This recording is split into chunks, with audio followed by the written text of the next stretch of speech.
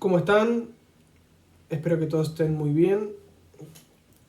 Mi nombre es Agustín Marquesano, soy profesor de Derecho Civil en esta facultad. Para quienes no nos conocemos, vale presentarse en primera instancia. En la clase de hoy vamos a conversar sobre uno de los temas del curso que se encuentra en el módulo de personas, que es el tema de la ausencia.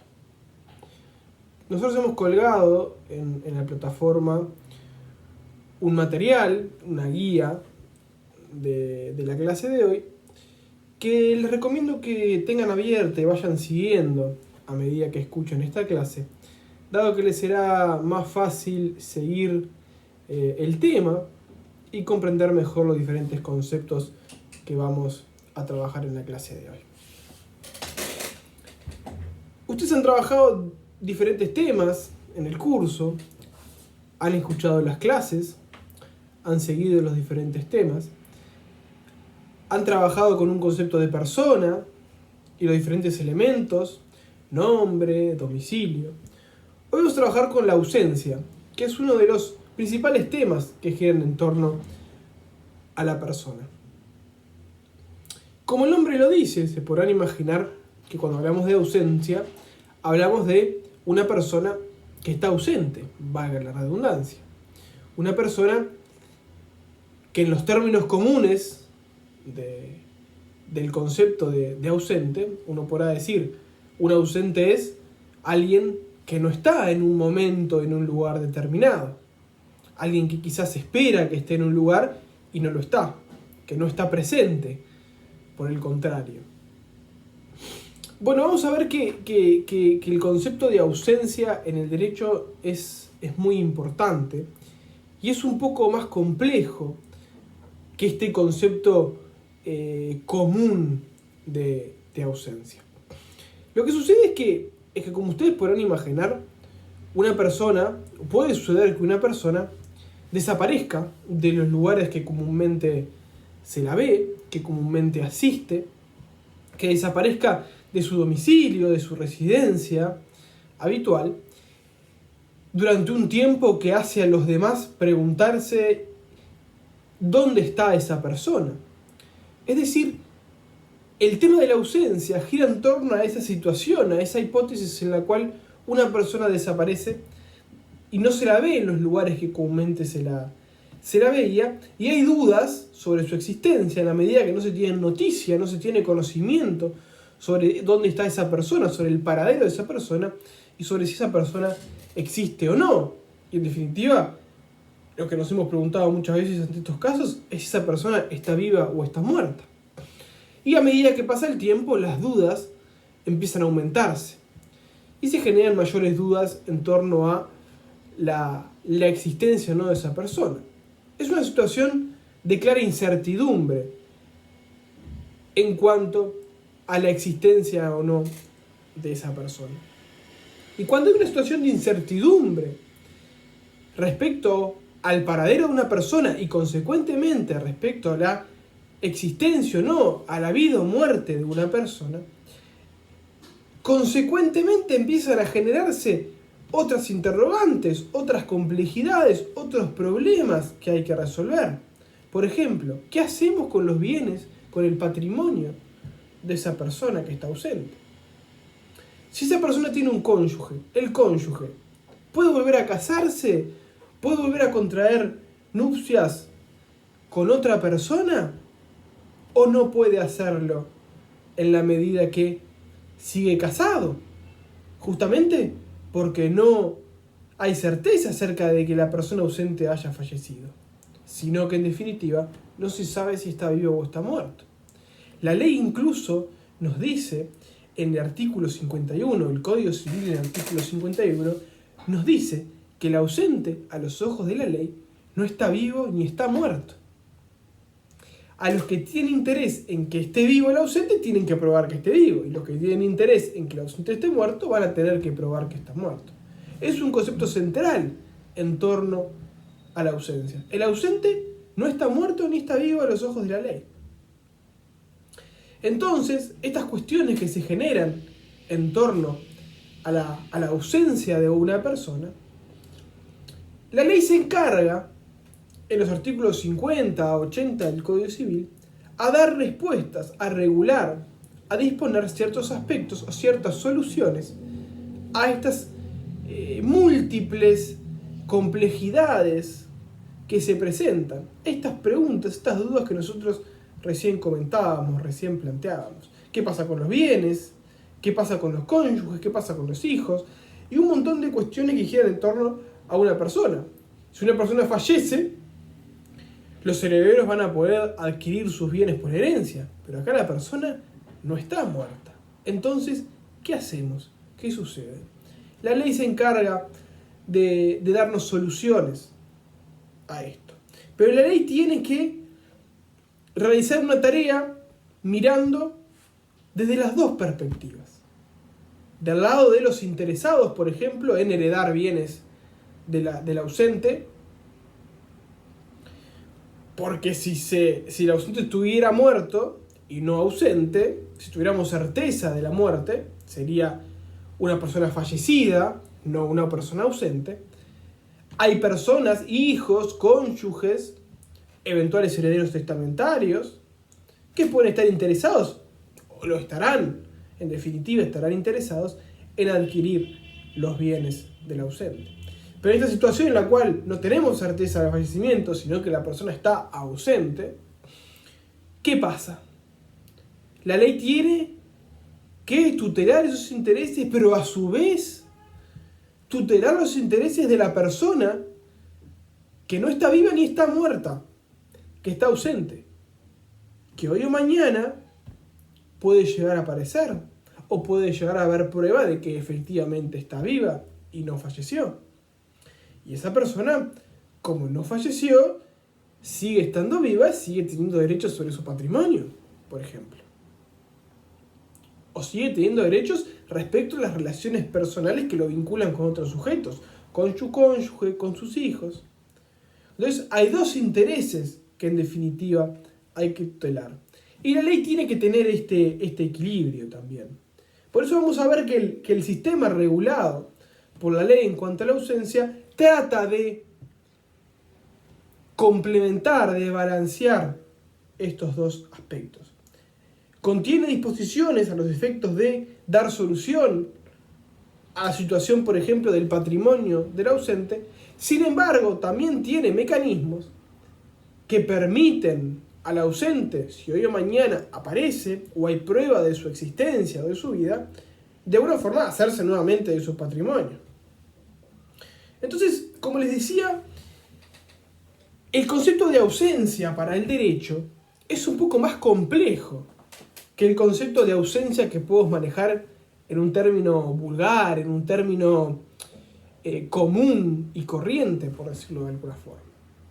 Por ejemplo, autores como Gatti nos dicen que la ausencia es la situación general y permanente, es una situación jurídica general y permanente, que se vincula con las relaciones jurídicas del que la padece y que conduce necesariamente a la extinción de alguno de los atributos de la personalidad del ausente.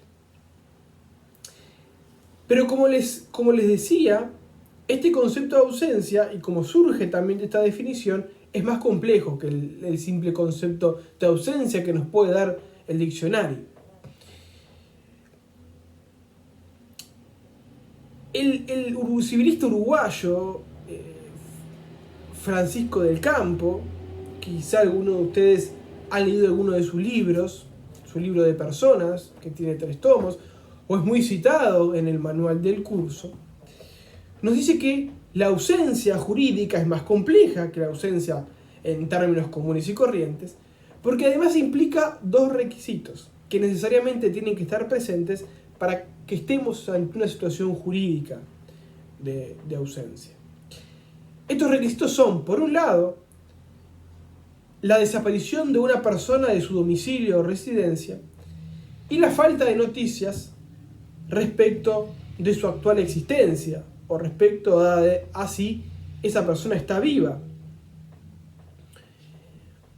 si está sana y salva, por decirlo de alguna forma.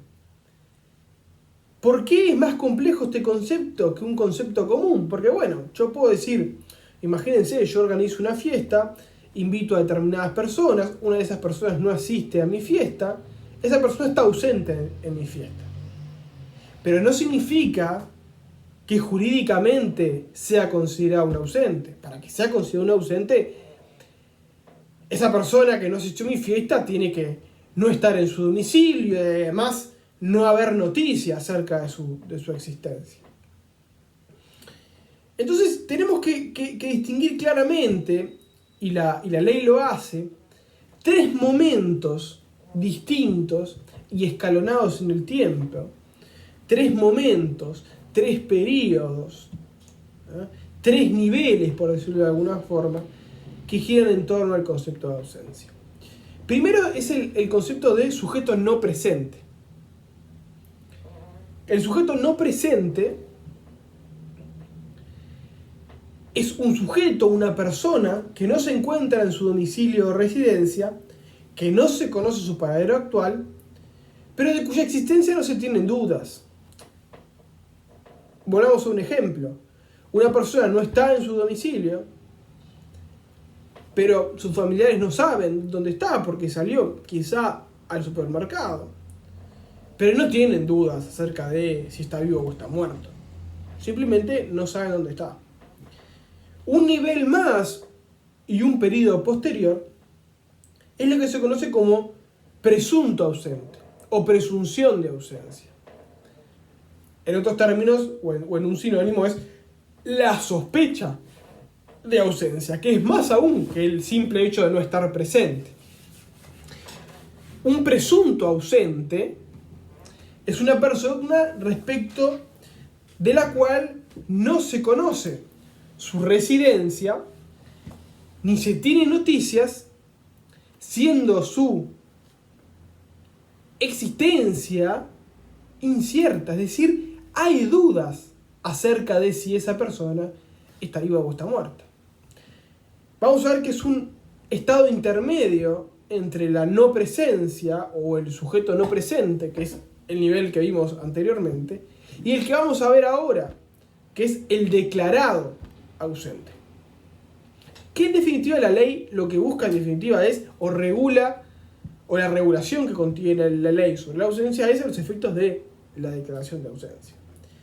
Este tercer nivel, después del primero que era el no presente, el sujeto no presente, el segundo, el sujeto presunto ausente, ahora tenemos el sujeto declarado ausente. El sujeto declarado ausente, que es más aún que un presunto ausente, es una persona cuya existencia es incierta por el desconocimiento de su residencia y por carecer de noticias al respecto. Y que además esas dudas, esa incertidumbre respecto a su existencia y ese desconocimiento acerca de su residencia, de dónde está, de dónde reside esa persona, y acerca de que se carece de noticias respecto a su residencia, respecto a su existencia, tiene que estar declarada judicialmente. Ya es un paso más, no es que se presume la ausencia está declarada por un juez. Y este nivel, este tercer nivel, este tercer momento, que es la declaración de ausencia, va desde que se declara judicialmente la ausencia, un juez, mediante una sentencia judicial, dictamina, resuelve que esa persona se considera ausente, se declara ausente, es en definitiva lo que significa, hasta que o se comprueba que esa persona está muerta, y ahí ya deja de ser un declarado ausente, pasa a ser una persona fallecida, pasa a ser una persona que llegó al fin de la personalidad. O esa persona aparece nuevamente y entonces, bueno, ya hay una fehaciencia, una prueba exacta de que está vivo porque esa persona volvió. O también la situación en la cual hay prueba, se comprueba, se demuestra que esa persona está viva y dejan de haber incertezas o incertidumbres acerca de esa persona está viva o está muerta, porque hay prueba de que está vivo. Por ejemplo, si esa persona se la vio en determinado lugar, o si esa persona se comunicó por algún medio con alguien y de alguna forma hay una prueba que constata que esa persona está viva. En ese momento la ausencia termina, porque ya no se genera o se termina esa situación en la cual hay incertidumbre respecto a la vida o a la muerte de esa persona. O bien porque se comprueba que está muerto, o bien porque se comprueba que está vivo. Para poder declarar la ausencia, que es de alguna forma lo que nos interesa ver hoy, esta declaración, que es un trámite judicial, hay dos hipótesis o dos formas de declarar la ausencia, que es en definitiva también una clasificación de la ausencia. Lo que se conoce como ausencia simple, que la vamos a ver regulada en los artículos 55 y 56 del Código Civil.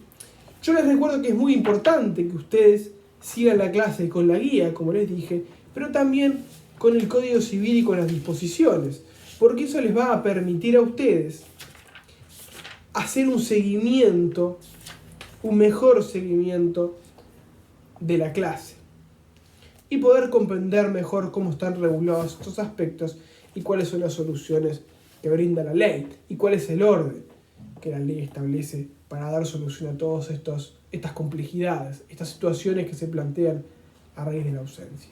Pero como decíamos, la ausencia puede ser simple, y la ausencia simple, regulada en los artículos 55 y 56 del Código Civil, es la situación en la cual hay incertidumbre de vida o muerte, pero no calificada por un hecho determinado. Simplemente esa persona desapareció y no sabemos, y no está en su residencia y no sabemos si está viva o está muerta. No obstante, la ausencia calificada, que es el otro tipo de ausencia, hay una presunción de ausencia, pero a raíz de un hecho determinado, un hecho particular. Hay un elemento que corrobora, en definitiva, esa presunción. Por ejemplo, un accidente aéreo. La ley, por ejemplo, nos habla de acción de guerra, naufragio o peligro. Es decir, imagínense un accidente aéreo. Hubo un accidente aéreo y hubo algunos fallecidos que se encontraron sus cuerpos, otras personas que felizmente salieron con vida del accidente aéreo, pero hay personas que no se sabe su paradero. Esa es una ausencia calificada por un hecho concreto, en este caso, en el caso del ejemplo, un accidente aéreo. Que es diferente a la situación de presunción simple, de ausencia simple, en la cual la presunción de ausencia no está determinada por un hecho concreto, simplemente desapareció y no sabemos en qué momento, ni cuándo, ni cómo. La ausencia calificada está regulada en el artículo 57 del Código Civil. La ausencia simple en los artículos 55 y 56. Pero más allá de estas dos categorías, o estas dos clasificaciones de ausencia, simple y calificada, tenemos que tener en cuenta también qué requisitos hay que cumplir o tienen que darse para que yo pueda, en definitiva, declarar a una persona ausente. Para que el juez, reitero y recuerdo, pueda declararlo ausente, porque en definitiva es el juez el que mediante una sentencia declara ausente a la persona. Si no hay una declaración de ausencia, estamos en el periodo anterior, en el nivel anterior, que ¿cuál era? La presunción de ausencia. La ley establece una serie de requisitos que tienen que cumplirse para que una persona pueda ser declarada ausente. Hay requisitos que son comunes a la ausencia simple y a la calificada, pero yo les voy a señalar dos requisitos, ahora cuando los enumeremos, cuando los mencionemos, que aplican solo a la ausencia calificada. El primero de los requisitos es de hecho, ¿no? Que se haya dejado ver a la persona en su domicilio o en su residencia. El primero. El segundo, que establece la ley, los artículos 55 y 56, es que en un periodo de 4 años siempre y cuando no se haya dejado apoderado, no se haya dejado una persona apoderada, representante del ausente, que pueda en definitiva disponer de los bienes, por ejemplo, del ausente, o que en 6 años, si se dejó apoderado un representante, no se hayan recibido noticias de esa persona presunta ausente hasta el momento, ¿no? Es decir, estos 2 primeros requisitos son de hecho: que no se lo haya visto en su domicilio; 2, que no haya habido noticias de la persona. Durante 4 años o durante 6 años, dependiendo si dejó o no dejó apoderado. Adicionalmente, en el caso de la ausencia calificada, y solo para el caso de la ausencia calificada, la ley establece que después que una persona recibió una herida grave de guerra, un naufragio o algún otro peligro semejante, como veíamos que dice la ley, calificada por un hecho determinado, esa ausencia, no se haya sabido de ella. Es decir, no se requiere este plazo, simplemente como hay un hecho calificado, se dice a partir de ese momento no se haya sabido de ella. Y además, también para la ausencia calificada, que hayan transcurrido por lo menos 2 años. Eso no dice la ley. 2 años desde ese hecho. No refiere, como le decía, a ese periodo de 4 o de 6. En este caso, lo que se requiere son 2 años. Artículos 55 y 56 para la ausencia simple, artículo 57 para la ausencia calificada. Aspectos comunes tanto a la ausencia calificada como a la ausencia simple es que hay que solicitar ante un juez la declaración de ausencia, que la puede solicitar uno o varios interesados. ¿Quiénes pueden ser interesados? Bueno, algunas de las personas que mencionamos al comienzo de la clase, ¿no? Herederos presuntos, otras personas que puedan tener bienes, puedan tener derechos sobre los bienes del ausente. Derechos, por supuesto, sujetos a que fallezca, ¿no? Porque digamos que hasta que la persona no se compruebe que ha fallecido, no hay en definitiva un verdadero derecho, por ejemplo, de los herederos, ¿no? Porque como dijimos, y lo dice el artículo 51 del Código Civil, como claramente lo dice la ley, el ausente a los ojos de la ley no está vivo ni está muerto. Además de solicitarlo, se requiere que la solicitud sea publicada por periódicos 3 veces con intervalos de 60 días. 3 veces con intervalos de 60 días. Se publica una vez, 60 días se publica otra vez, a otros 60 días se publica otra vez en periódicos. Debería ser en más de uno. Y después se requiere algo muy importante, que lo veníamos diciendo: el dictado de la sentencia de declaración de ausencia por parte del juez. Que recién esa sentencia puede dictarse, es decir, recién puede decretarse la declaración de ausencia pasado 1 año desde la primera publicación de la solicitud. ¿Se acuerdan que eran 3 publicaciones? Una primera, a los 60 días otra segunda, y a los otros 60 días una tercera. Recién al año pasado desde esa primera publicación, recién ahí puede dictarse la declaración de ausencia, que la dicta el juez. El juez es que resuelve declarar ausente a la persona, cuyo paradero no se conoce, que existe, valga la redundancia, o que hay incertidumbre sobre la existencia. Es decir, no existe noticia respecto no solo a su paradero, es decir, no se lo ve en su domicilio o en su residencia, sino que además no hay noticia respecto a si está vivo o está muerto. Y por último, tiene que publicarse la sentencia de declaración de ausencia. La sentencia que dicta el juez tiene que ser publicada en los periódicos. La ley nos dice cuántas veces, como sí nos dice para el caso de la publicación de la solicitud. Pero bueno, al menos una vez va a tener que ser publicada. ¿Para qué sirven las publicaciones? Y bueno, también como forma de garantizar los intereses del ausente, ¿no? Imagínense, una solicitud de declaración de ausencia se publica 3 veces en un periodo con intervalos de 60 días, también es a los efectos de que el ausente pueda tomar conocimiento, o tenga más de una oportunidad para tomar conocimiento de que se está iniciando ese proceso judicial que lo incumbe, que lo involucra, pero también otros terceros que quizá vieron al ausente y sí tienen forma de demostrar que está vivo, por ejemplo. Se hace con la solicitud y también se hace con la sentencia en la publicación. Otra instancia más. Al menos 4 instancias de publicación hay.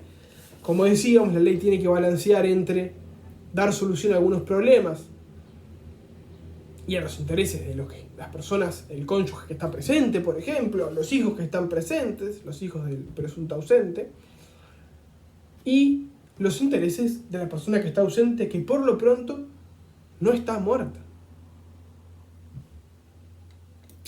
Digamos, la ley dice, el ausente no está vivo ni está muerto, está ausente.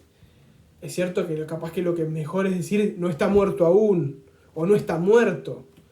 Por eso no se puede iniciar una sucesión, por ejemplo. Es decir, o está vivo o está muerto. La ley lo que quiere decir con eso es, no tenemos certeza acerca de su vida, pero tampoco de su muerte. Entonces no podemos accionar o iniciar o no puede operar ninguno de los mecanismos que operan cuando fallece una persona. Por ejemplo, la sucesión. Pero tampoco podemos seguir como si nada, como si esa persona estuviera viva y no hacer nada con su patrimonio, por ejemplo. Entonces hay una situación intermedia entre la vida y la muerte. Esa es la ausencia al final del día, ¿no? Fácticamente, jurídicamente, porque en los hechos o se está vivo o se está muerto. No hay una situación intermedia. Pero la ausencia se crea en definitiva, esta construcción jurídica que hace la ley, para dar solución a esta situación en la cual hay incertidumbre acerca de la vida o la muerte de esta persona. El trámite judicial, además de cumplir con estos requisitos, con el trámite judicial me refiero a la declaración de ausencia, tiene que tener ciertos pasos, como todo juicio. Acá no es un juicio de una parte contra la otra, una persona contra la otra, es un juicio en el cual los interesados se presentan ante el juez a efecto de que el juez declare la ausencia. Pero tiene un trámite que comienza con la presentación de la solicitud, con la publicación, que también en el medio requiere informes del Ministerio Público y Fiscal acerca de la situación. Y por último, la sentencia, el decreto, la disposición, la resolución judicial que decreta la ausencia y la publicación de esa sentencia, como dijimos, ¿no?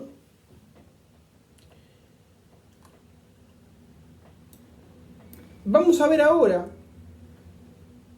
habiendo visto qué es la ausencia, los tipos de ausencia, cómo los diferentes niveles, el no presente, el presunto ausente y el declarado ausente. Vimos ahora cómo tenemos que hacer para llegar a tener un declarado ausente.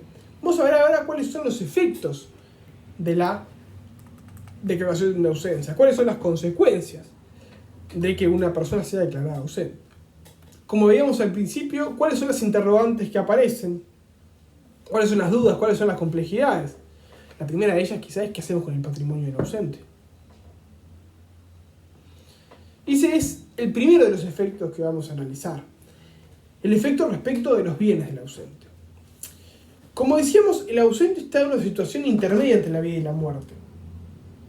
No se sabe si está vivo o está muerto. Entonces no podemos hacer como si nada pasara, pero tampoco podemos accionar o podemos hacer que operen las soluciones o los mecanismos que legalmente operan cuando hay un fallecimiento, la sucesión. No podemos hacer una sucesión porque no tenemos certeza de la muerte. Entonces, esta situación intermedia de incertidumbre que se ha generado lleva a tomar medidas precisas para mantener en funcionamiento normal el patrimonio del ausente. La ley se encarga de dar estas soluciones. Entonces, declarada la ausencia, al momento de que tenemos una sentencia judicial que declara la ausencia de esta persona, los interesados pueden solicitar la posesión interina de los bienes, poseer interinamente los bienes del ausente. Y después, en una etapa posterior, si se han determinado requisitos, que ahora más adelante los vamos a mencionar, los interesados pueden obtener la posesión definitiva de los bienes, siempre y cuando no se produzca el regreso o la aparición del ausente, ¿no? Que ahí, digamos que se vuelve la situación original en la cual hay prueba de que el ausente está vivo y bueno, él deberá ser quien tenga la posesión de sus bienes, lógicamente. Entonces, ¿cuáles son los efectos patrimoniales respecto a los bienes que se producen con la declaración de ausencia? Respecto a los bienes del ausente, claramente, ¿no? Primero, si existe un testamento cerrado, o sea, un testamento cerrado que hizo el ausente, para el momento en el cual falleciera, lo que se hace es abrir ese testamento, se procede a la apertura del testamento, ya sea a solicitud del Ministerio Público o de los interesados. Se cita a los herederos testamentarios y los herederos no testamentarios, o ab intestato, como se conoce en la terminología en latín, ustedes pueden llegar a verlo así, pero se refiere a herederos testamentarios y no testamentarios, a efectos de disponer la posesión interina de los bienes del ausente. Y para ello, para tomar posesión interina de los bienes del ausente, se requiere que se preste fianza que garantice esa administración. Es decir, que vaya a tener la administración tiene que poner una fianza. Y esto es lo que decíamos al principio. La ley tiene que balancear o garantizar intereses tanto de los bienes, de los interesados en la posesión de los interinos, en este caso de los bienes, y del ausente que no está muerto ni está vivo. La fianza es de alguna forma para garantizar de que el poseedor interino de los bienes y quien va a administrar interinamente esos bienes no haga cualquier cosa con los bienes o que en definitiva tenga que poner una garantía o un respaldo en caso que lo haga. Porque podría, si no, estar perjudicando al ausente que capaz que hoy o mañana aparece nuevamente o aparece prueba de que está vivo. Es una situación compleja, difícil de manejar, ¿no? La ley tiene que balancear en eso. Igualmente a los herederos, los legatarios, que son unos determinados sujetos que se designan por testamento, se puede adquirir por testamento en calidad de heredero o en calidad de legatario. No vamos a entrar en ese punto ahora, pero son algo similar a los herederos, pero con alguna particularidad distinta, que es que los herederos adquieren una universalidad, mientras que los legatarios a título singular o particular, por ejemplo, un bien en concreto. Los legatarios también tienen que prestar fianza. ¿Ah? Y es importante destacar que el cónyuge presente, imagínense que está casado, que contrajo matrimonio el ausente, y el cónyuge que está presente, que no desapareció, que no está ausente, se puede oponer a esto y conservar la calidad de cónyuge administrador. Es decir, puede oponerse a que se designe administrador a un heredero y decir, no, el administrador quiero ser yo.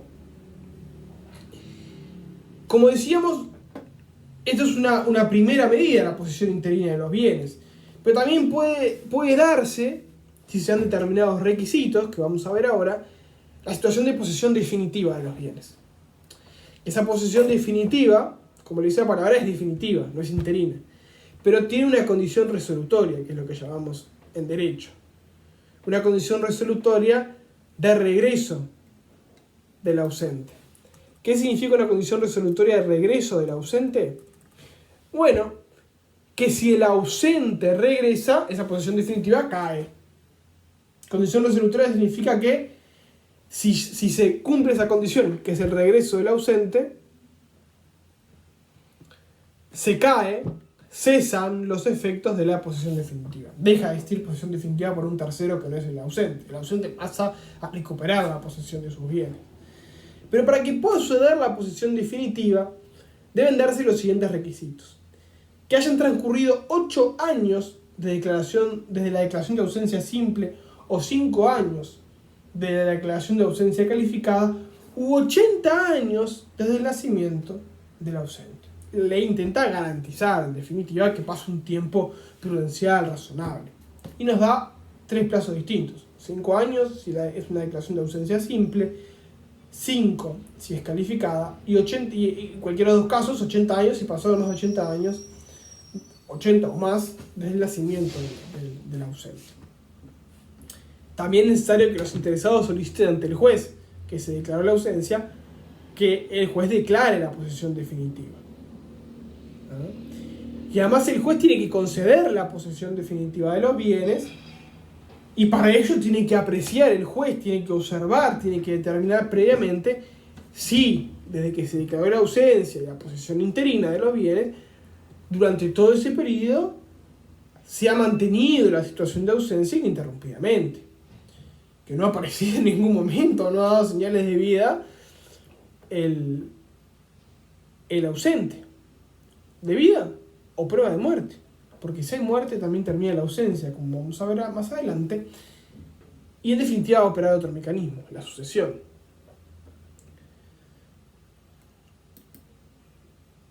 ¿Qué efectos tiene la posesión definitiva de los bienes del ausente?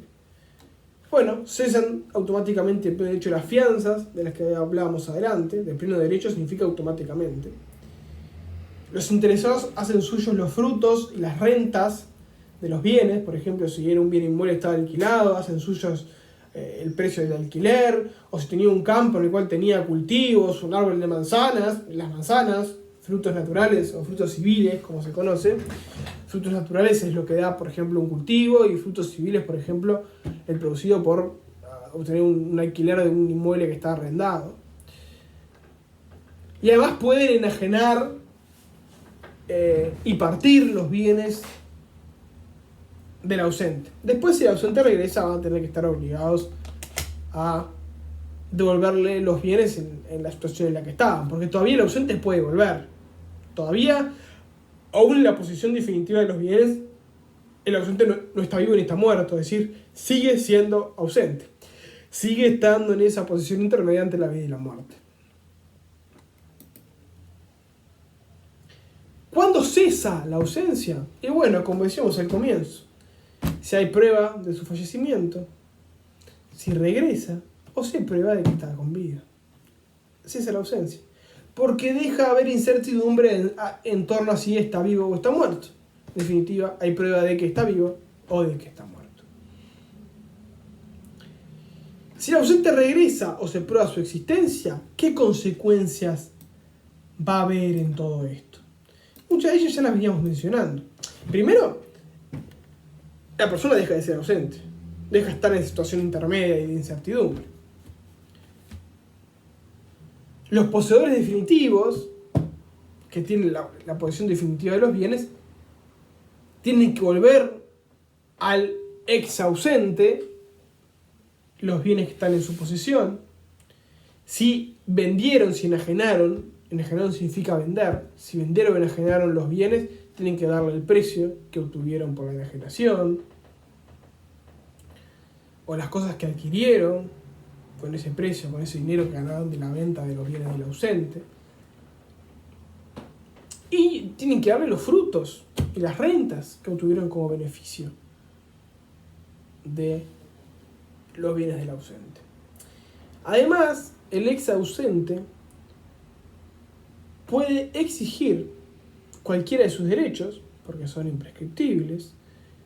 Puede atacar la validez del matrimonio contraído por el cónyuge presente. ¿Se acuerdan? Esto es un aspecto no patrimonial, esto es un aspecto personal, es un efecto personal. Una de las preguntas era, ¿qué puede hacer el cónyuge que quedó presente? ¿Puede volverse a casar? Y bueno, la ley le habilita, pero dice, si regresa, el ausente puede atacar la validez de ese matrimonio. Si nunca regresa, la validez de ese matrimonio no va a ser atacada. Por lo menos por una cuestión de que hay un matrimonio anterior, una declaración de ausencia, por no ser atacada por otras cuestiones distintas. Y además puede ejercitar acciones de petición de herencias el ausente. ¿Qué significa? Imagínense que el ausente, el padre del ausente estaba vivo. Y en el medio de que el ausente estaba ausente, desaparecido, su padre fallece. Y esa persona ausente tiene vocación hereditaria, tiene derechos respecto a los bienes de su padre, pero nunca se pudo presentar a la herencia, a la sucesión, porque estaba ausente. Bueno, cuando vuelve puede ejercer sus derechos y decir, bueno, a mí me correspondía esto, que yo no lo reclamé porque estaba ausente, y ahora aparecí.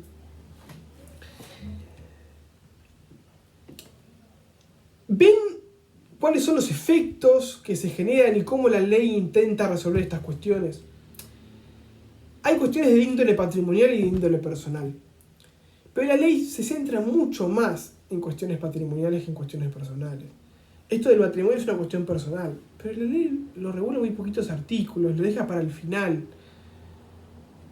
Al legislador le interesó más la parte patrimonial, pues quizás es la primera pregunta que nos hacemos cuando pasa todo esto, ¿no? Hasta acá queda claro cuál es el concepto de ausencia, los diferentes tipos de ausencia, los diferentes niveles. El último nivel, que es la declaración, qué tiene que suceder para poder declarar a una persona ausente, cuáles son los efectos, los diferentes niveles dentro de los efectos, la posición interina, la posición definitiva. ¿Qué pasa cuando termina la ausencia? ¿Cómo termina la ausencia?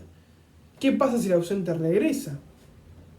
Son los elementos más importantes en torno a este tema. Como les digo, y les recuerdo, importante que sigan con la guía y con el código esta clase. Un último punto que vamos a mencionar respecto a la ausencia. Son dos situaciones especiales que se reconocen legalmente en cuanto a la ausencia. Y que en definitiva se entiende que no requieren declaración de ausencia. Primero es una situación en la cual hay personas ausentes porque ocurrían hechos de tal magnitud que no haya posibilidad de encontrar a la persona con vida o que la misma regrese. Y otro ejemplo, otro claro ejemplo y otra situación que la ley dispone, que quizá es el que viene a la cabeza, el que nos viene a la mente como ejemplo cuando vemos el tema, es la situación de los detenidos desaparecidos durante la dictadura militar, durante el periodo de terrorismo de Estado, durante esos 12 años oscuros de la historia uruguaya, en los cuales hubo personas detenidas desaparecidas que actualmente no se sabe si están vivas o están muertas, que se sospecha que fallecieron o que pueden haber sido asesinadas, pero no hay certeza de ello porque nunca aparecieron sus restos. Entonces, mediante la ley 17.894, directamente por ley, sin necesidad de un proceso judicial y directamente por ley, se declaran ausentes a los desaparecidos durante la dictadura militar. Entonces esta ley se hizo motivada o a raíz del informe que hizo la Comisión para la Paz, que creó el Poder Ejecutivo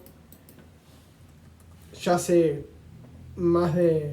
alrededor de 20 años, en el periodo 2000-2005, el Poder Ejecutivo creó la Comisión para la Paz y ahí se elaboraron informes, entre los cuales se resolvió finalmente que el Poder Legislativo aprobara esta ley en la cual directamente se declaran ausentes a los detenidos desaparecidos durante la dictadura militar. Bueno, esto es a grandes rasgos el tema y los diferentes aspectos, los aspectos más relevantes en torno a la ausencia. Este tema lo pueden leer del libro de personas de Francisco del Campo, es el volumen 2. Es importante que lean la guía. Es importante que también lo sigan con el Código Civil, porque el Código en esto es bastante claro en sus artículos en relación a las soluciones que da para dar respuesta a las diferentes dudas, preguntas, complejidades que plantea la situación de ausencia. Quedamos a las órdenes por cualquier duda, cualquier consulta que tengan, tanto en la clase de dudas que vamos a hacer como por los medios que ustedes tienen habitualmente para hacer sus preguntas, plantear dudas, consultas o también aportes sobre el tema. Muchas gracias por el tiempo, quedo a las órdenes, un saludo para todos.